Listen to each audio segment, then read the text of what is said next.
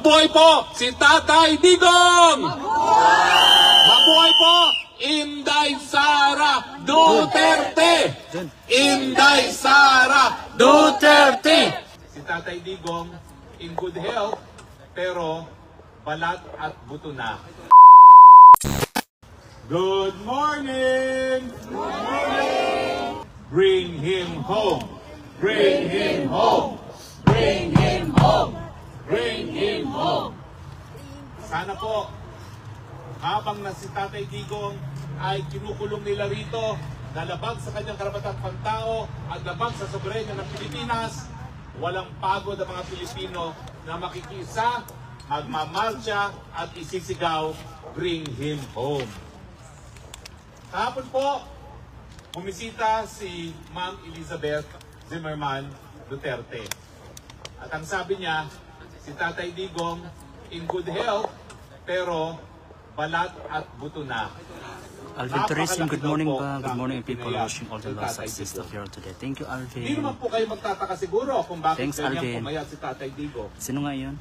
Nandyan po yung nawalay sa pamilya, nandyan po yung kinulong sa isang dayuhang lugar, nandyan yung pangyayari na kanyang kinasusuklaman ang siya ay husgahan ng mga dayuhan sa mga krimen na di umano'y nangyari sa Pilipinas. Naintindihan ko po ang sama ng loob ng Tatay Digong dahil lahat ng kanyang pinaglaban sa kanyang 80 anyos pamumuhay parang bagang tinapakan at binaliwala ang pagiging malayang bansa ng Pilipinas. Masama po talaga ang loob ni Tatay Digong dahil walang karapatan ang kahit sinong dayuhan maghusga sa Pilipino dahil tayo isang malayang bansa, gumagana ang hukuman, republika at soberenya. Alam ko po na talagang masakit na mawalay rin siya sa kanyang mga mahal sa buhay. Pero mahigit pa dyan, yung kanyang pagmamahal sa bayan. Kaya nga po, patuloy tayo dapat magsama-sama at manindigan na lahat ng mga mamamayang Pilipino, lahat na nagmamahal sa demokrasya, lahat na nagbibigay importansya sa karapatan pantao, kinakailangan magsama-sama at magsabi, hindi karapat-dapat na mangidnap para di umano ay mabigyan ng katarungan ang di umano'y mga biktima. Hindi maitutuwid ang pagkakamali sa isa na namang pagkakamali. Ang pangingidnap ay mali, full stop, hindi dapat magtuloy ang paglilitis na yan. Iba na ang ating sigaw ngayon, bagamat patuloy pa rin tayo nagsasabing bring him home. Ngayon at malapit na po ang takdang panahon, ang sigaw natin, mga kapatid na Dutch, akala namin kayo'y naninindigan sa karapatang pantao. Heto ang Tatay Digong, nalabag ang karapatang pantao, kinidnap, pinagkait ang kanyang karapatan to due process.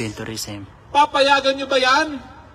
Papayagan nyo ba ang isang biktima ng paglabag ng karapatang pantao na manatili sa isang kulungan na nasa lupain ng Holland, binabantayan ng mga Hollander? Mga Europeans, nung panahon ni Tatay Digong, human rights kayo ng human rights, paano ngayon? Si Tatay Digong, ang human rights na labag, nasa ng inyong mga sigaw? Ako po ay nawawalan ng pag-asa dyan sa ICC na yan, sa totoo lang. Bakit?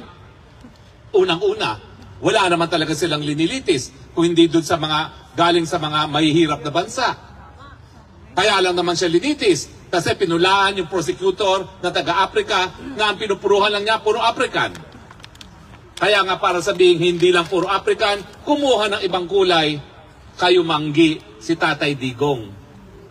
Nasaan yung mga kaputian na pumapatay ng libo-libo ngayon sa Gaza Strip? Nasaan yung mga lumusob sa mga bansa na labag sa United Nations Charter gaya ng Iraq? Yung pamumomba ngayon sa Iran, nalabag din sa ating UN Charter. Bakit hindi na pananagot yung mga bansang, mga makapangyarihang, mga bansang, ayaw ko sana sabihin, ng mga puti? Talaga bang mga ibang kulay lang ang lilitisin ninyo? Sa pamamagitan pa ng pangingidnap? Hindi po katanggap-tanggap yan. At darating po ang panahon na tayo namang mga Pilipino ang siyang dudulog sa hukuman nang sa ganon mapangalagaan ang karapatan hindi lang po na isang Pilipino kung hindi isang mamamayan, isang tao na mayroong karapatan hindi dapat pinagkakait. Sinyales na po yan na gusto nang magmarcha. Tama ba yan? Pero ako po ngayon ay narito sa Hague at minabuti ko na rin na i-welcome kayong lahat. Dahil panandalian, ako po'y taga-Hague habang ang Pilipinas ay meron pang mga bangag. At tapos siyempre po, habang nakakulong si Tatay Digong, patuloy tayo magtitipon-tipon at magmamarcha. Ang sigaw pa rin ay bring him home! Bring him home! Bring him home! Muli po, maraming salamat sa inyong pagdating. Welcome to The Hague. At ipatuloy po natin ang laban. Mabuhay po si Tatay Digong! Mabuhay po Inday Sara Duterte! Inday Sara Duterte! Mabuhay po ang Republika ng Pilipinas! Ako ay taga Davao City, but now I'm based in the USA. I just came here po para makiisa po sa former President Rodrigo Duterte home. Kasi actually talagang DDS po kami ever since. And my husband, the late General Torrelavega, was once security advisor of Tatay Digong. At malungkot po talaga ako nang nakikita ko anong nangyari kay Tatay Digong and naririnig ko po yung mga sinasabi nila. Kaya before I go home to Davao, because I'm planning to retire this coming September, minabuti ko po, nadalawin maski man lang po yung ICC detention. At least may masabi din po ako sa Davao City na once in my life, I was part of this walk for peace. Let's bring PRRD home, please. Lord, sana po, bago man lang sana mag-September, makauwi na po si Tatay. And I was so sad nung marinig ko po na he is already yung balat buto. And then I heard that he is no longer taking any medication, attorney. Sabi nila, kaya, I think, pati ako nawawalan na din ng pag-asa, pero sabi nga nila, habang nandyan ang Panginoon, huwag po tayong mawalan ng pag-asa. Magkikita-kita po ulit tayo lahat sa Pilipinas at sa Davao City. Maraming salamat po.